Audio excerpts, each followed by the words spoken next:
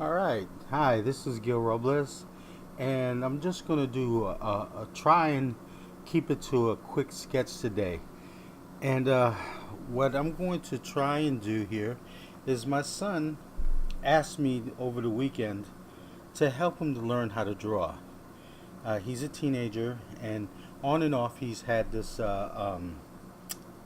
desire to want to draw and want to be an artist, and other times he's wanting to do other things. And but when he comes to me, I try to satisfy him with answering any questions he might have.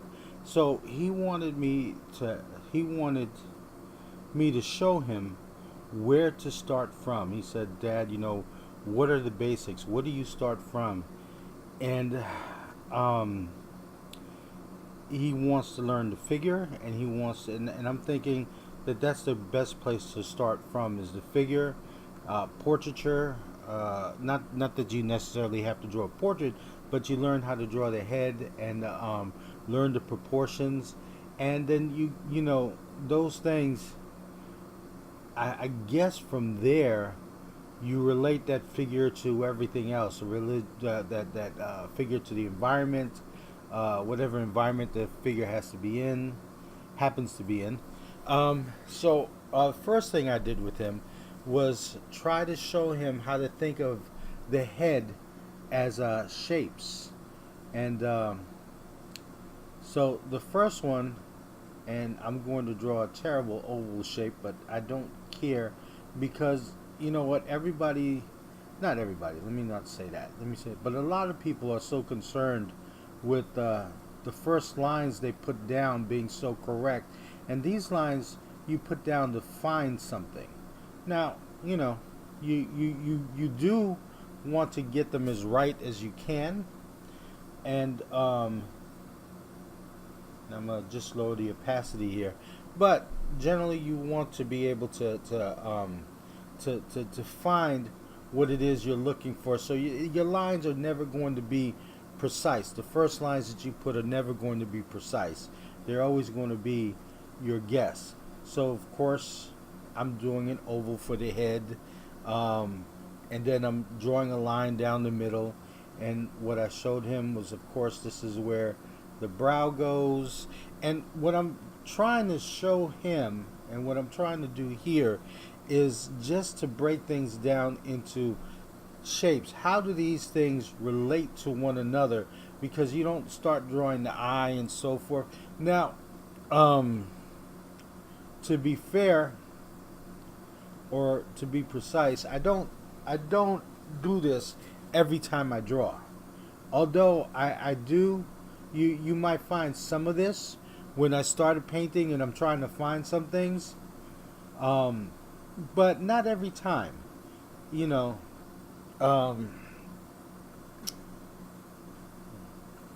so what I'm trying to do here, of course, like I said, is find the shapes for where the eyes go, where the nose, and the main shape for the nose. The nose is like a triangle. It's a little oval here, and then a triangle there, and two triangles at the side. The eyes are circles that are covered up by the lids. You know, um, and the lips. There's like a little diamond shape comes for that little thing under. Forget what you call it now. Under your nose to connect the lips. Okay, and the lower lip. It was like I could stick this out a little further to match what's there. I did now. People who, if you look over the internet, you'll find if this is nothing. I'm not trying to copy the Riley method. I don't know it to copy it, to be honest with you. But I've seen drawings like this from when I was a student. And what I would do is just make up my own version. I just had a general understanding. This is the cheekbone right here. And you know, and that's what I'm basing this on. I don't know the Riley method. You know what? That's just not what I'm trying to do here. But what I'm trying to do is break things up in shapes that relate to each other,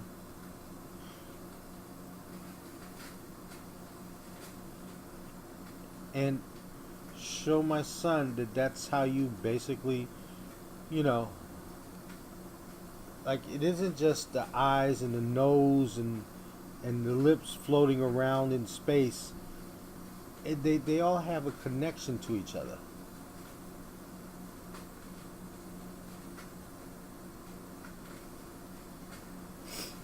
So anyway,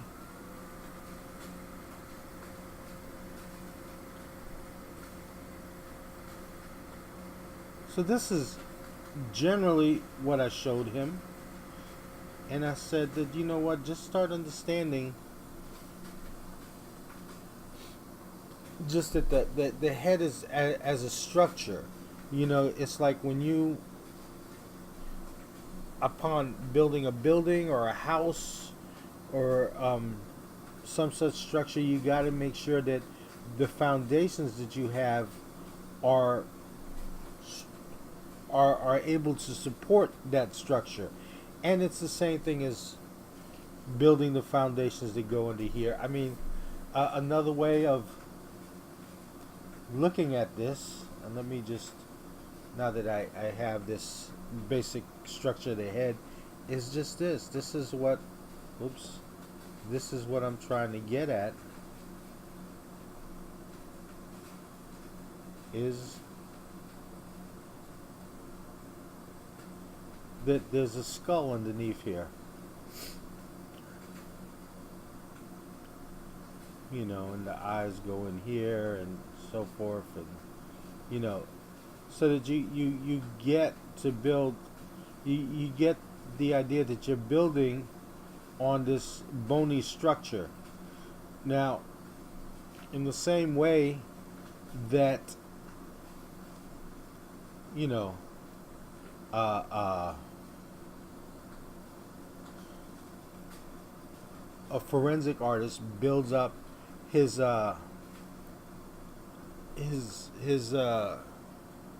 sculpture on the structure of someone's skull. You know, you're not forgetting what's underneath. George Bridgman, he's the one who wrote all those anatomy books, and he was also the teacher of Norman Rockwell. He had said that, you know what, he had encouraged Rockwell and the other students he had to draw hundreds of skulls. Just put them in your sketchbook, draw hundreds of skulls. That way, you know, you have a basic understanding of the head underneath. Um, you have a good understanding of the head underneath. So I can build. Let me see. I can build a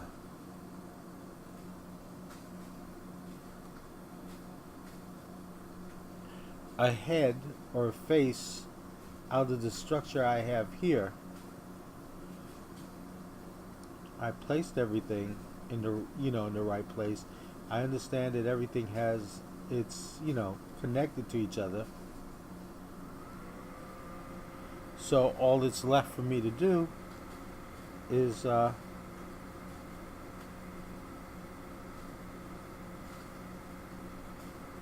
this also, you know, what I'm doing here is also adding what I know about light and where light falls and how light reveals things and so forth, and that is a whole other lesson.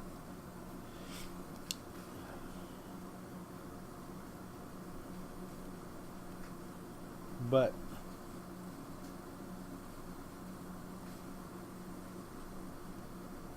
you can't even get to that if you don't know what's underneath your drawing.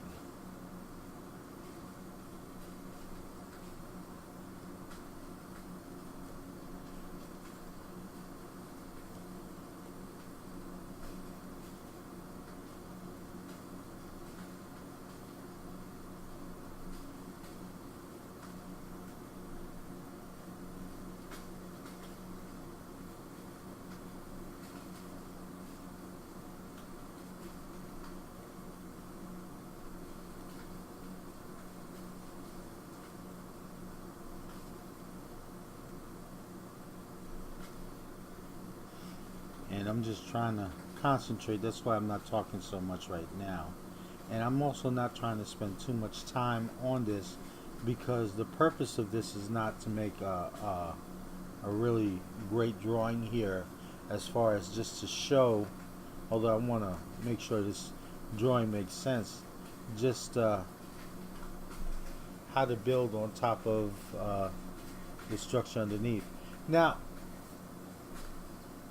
with this, I'm also going to say that the best way to learn how to draw is you have these basic understandings, and a lot of people skip this, and I have no idea as to why. Even though you hear all these artists who've spent years honing their craft, they all say the same thing, but people want to try to avoid this, and that is you need to draw from life. You need to draw from life as much as possible because you're able to understand how these things, how these forms look in life. You learn different things, and you add to your internal encyclopedia, your encyclopedia. In your head, you have a memory of the things that you did, the things that you've drawn, and when you draw from life, you add to that, and you get a better understanding of what things are supposed to look like. So, it's just a quick drawing, but now I don't, like I said, I don't do that all the time.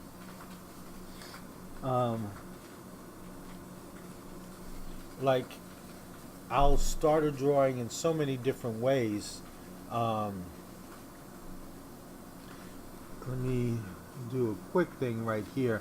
And again, I don't want to spend too long on this video because I want to keep these videos down to a minimum. I might do this and just generally block in where I know the forms are based on how the light is going to fall.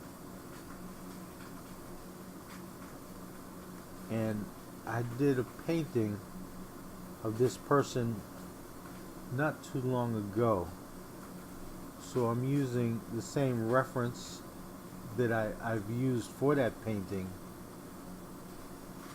and I'm going to post the video I did of that on my other channel. Okay, but yeah, that's let me oh, and it is closing. I hate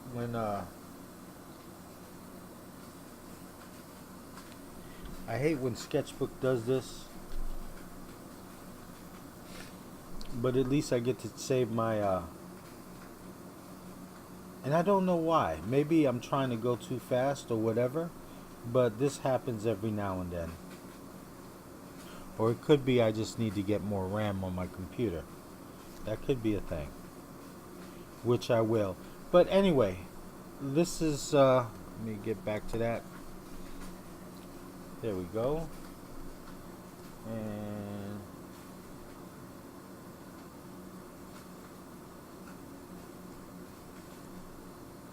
okay, get back to this real quick. Take the eraser.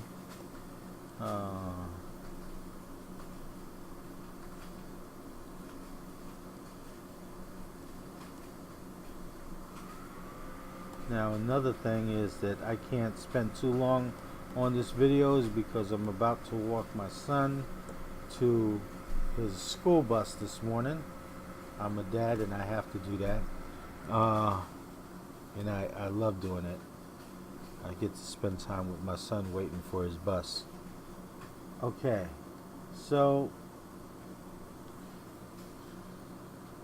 I'm going to see if I can do this with a broad brush real quick. And this is called, when you paint, this is basically called the block in. And what you're doing is you're blocking in the big shapes, the big lights and darks.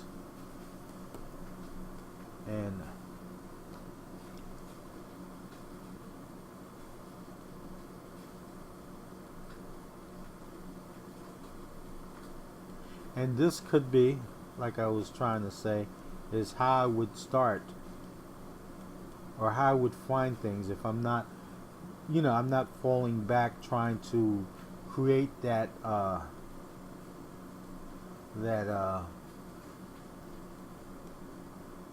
what you might call it, that map that I showed you when I first started drawing here.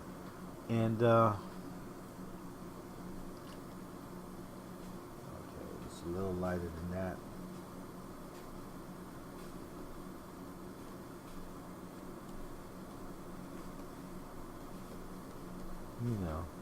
Just trying to find things real quick, and something that I'm able to build on.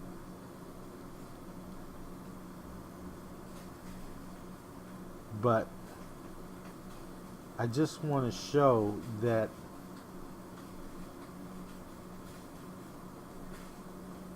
there are many ways that you can start a drawing, but in all the ways that I'm doing it, I am conscious of the fact that there's a structure underneath, and everything that I do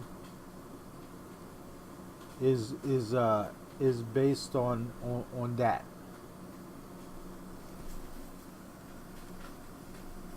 So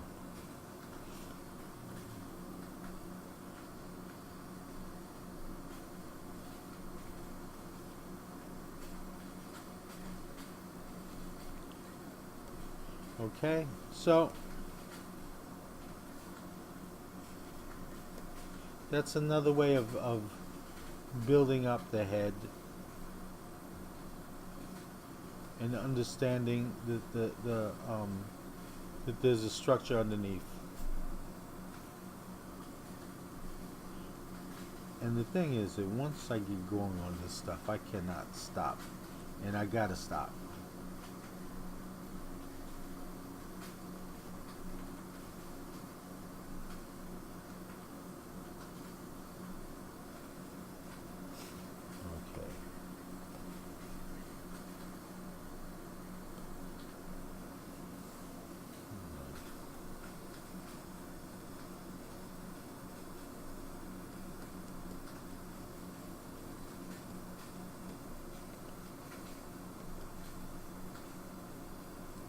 Okay. So anyway, that's it. That's what I got to say. Generally, I got this from this, or rather this, and it's not too far away from. Let me do this.